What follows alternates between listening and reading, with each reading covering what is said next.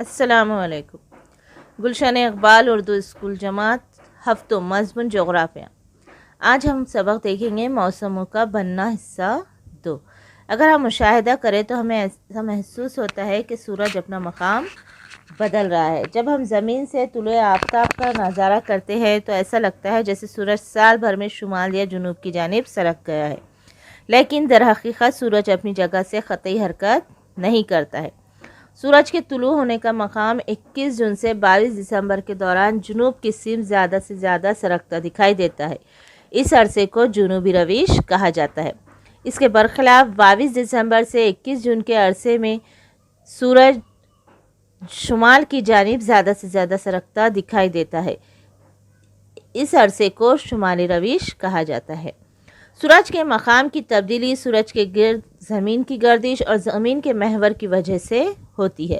اصل سورج اپنی جگہ سے حرکت نہیں کرتا، لیکن زمین سے دیکھنے پر ہمیں ایسا محسوس ہوتا ہے، اسی لیے سورج کی اس گردش کو قیاسی گردش کہتے ہیں۔ زمین پر بننے والے موسم محض زمین کے جنوبی اور شمالی نصف کرے کی وجہ سے تشکیل پاتے ہیں۔ زمین کی قرب شمسی اور بعد شمسی حالت۔ سورج کے گرد زمین کی گردش بیضوی شکل میں ہوتی ہے۔ اس بیضوی مدار کے مرکز پر سورج ہوتا ہے۔ سورج اپنی جگہ سے حرکت نہیں کرتا۔ زمین کی بیضوی شکل میں گردش کی وجہ سے سورج کے گرد اس کا فاصلہ یکساں نہیں رہتا ہے۔ مداری گردش کے دوران جنوری کے پہلے ہفتے میں زمین کا سورج سے فاصلہ کم سے کم ہوتا ہے۔ اس کو قرب شمسی حالت کہتے ہیں۔ اس وقت زمین کے محور کا جنوبی سرا سورج کی جانب ہوتا ہے۔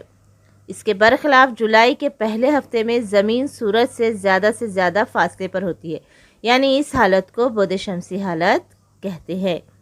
اس زمین کے محور کا شمالی سرا سورج کی جانب ہوتا ہے۔ مداری گردش کے حلقے میں سال میں 2 دن خط استوا پر سورج کی کرنیں عمودی پڑتی ہے۔ عام طور پر یہ حالت 21 مارچ اور 23 ستمبر کو دکھائی دیتی ہے۔ اس وقت زمین کے شمال اور جنوب دونوں خطبین سورج سے یکساں فاصلے پر ہوتے ہیں، یعنی زمین نقطہ اعتدال کی کیفیت میں ہوتی ہے۔ سورج اور زمین کی کشش ثقل کی وجہ سے زمین کی محوری گردش کی رفتار بعد شمسی حالت میں کم ہوتی ہے اور قرب شمسی حالت میں بڑھتی ہے۔ ان دونوں حالتوں کے درمیان زیادہ فرق نہ ہونے کی وجہ سے زمین کی آب و ہوا پر اس کے اثرات محسوس نہیں ہوتے ہیں۔ دائرہ روشنی کے خط استوا کے 2 برابر حصوں میں تقسیم کرنے کی وجہ سے تمام ارض البلدوں کے روشن اور تاریک حصے دکھائی دیتے ہیں۔ قطب شمالی سے قطب جنوبی تک روشن اور تاریک حصے مساوی دکھائی دیتے ہیں۔ ایسی حالت میں اس دن زمین پر ہر سمت دن کا وقت اور رات کا وقفہ یکساں ہوتا ہے۔ یہ حالت اعتدال ہے۔ حالت اعتدال کا مطلب خط استوا پر سورج کی شعاعوں کے عمودی ہونے کی کیفیت، اسی کو یوم استوا بھی کہتے ہیں۔ اس حالت میں دائرہ روشنی طلوع البلد کے خط استوا پر منطبق ہو جاتی ہے اور شمالی نصف کرے میں 21 مارچ سے 21 جون کا درمیانی عرصہ موسم بہار اور 23 ستمبر سے 22 دسمبر کا درمیانی عرصہ موسم خزاں ہوتا ہے۔ شمالی نصف کرے میں 21 مارچ کا دن اعتدال بہار ہوتا ہے اور 23 ستمبر کا دن اعتدال خزاں ہوتا ہے۔ جنوبی نصف کرے میں اس عرصے میں مخالف موسم ہوتا ہے۔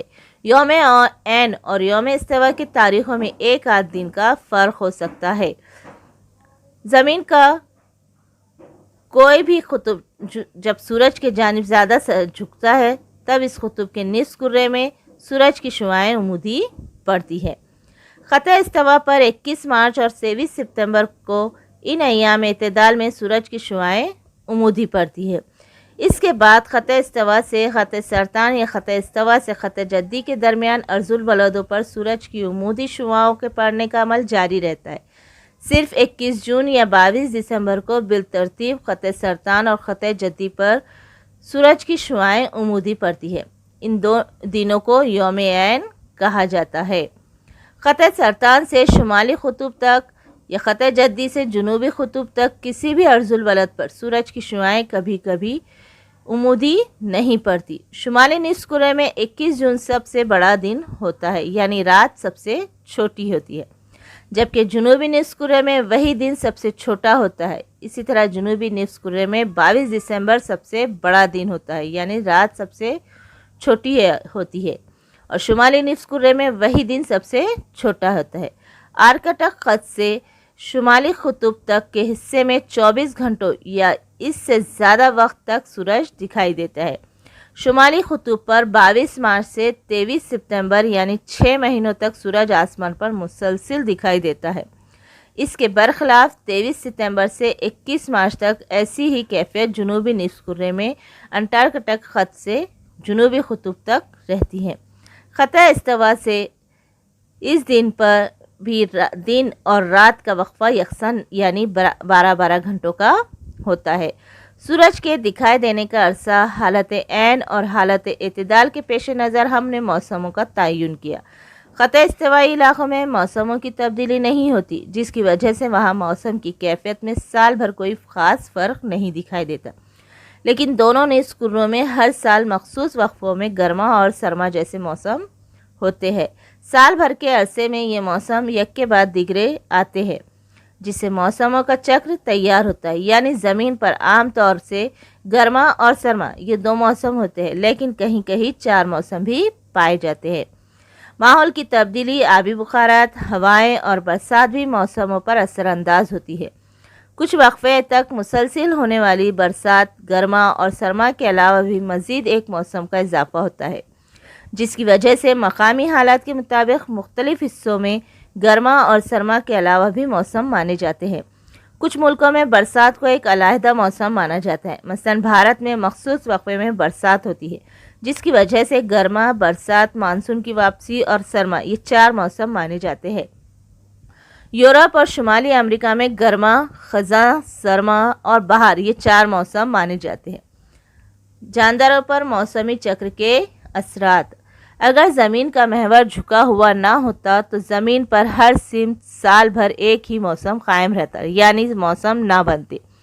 एक ही अर्जुल बलद पर साल भर एक ही मौसम रहता। लेकिन ज़मीन के महवर के झुकाव की वजह से मौसम में तनु और तगय्युरात रोनुमा होते हैं। ज़मीन का मौसमी चक्र हयाती कुर्रे पर असरअंदाज होता है। 6 महीनों के वक्फे में पड़ने वाली हल्की सूरज की शुआओं की वजह से हयातियाती तनु पाया जाता है। जनूबी अंटार्कटिक इलाकों में पेंगुइन, वॉलरस और सील जैसे जानदार पाए जाते हैं। शुमाली कुतुब के इलाकों में रेंडियर, खुतबी रीछ, खुतबी लोमड़ी जैसे जानदार पाए जाते।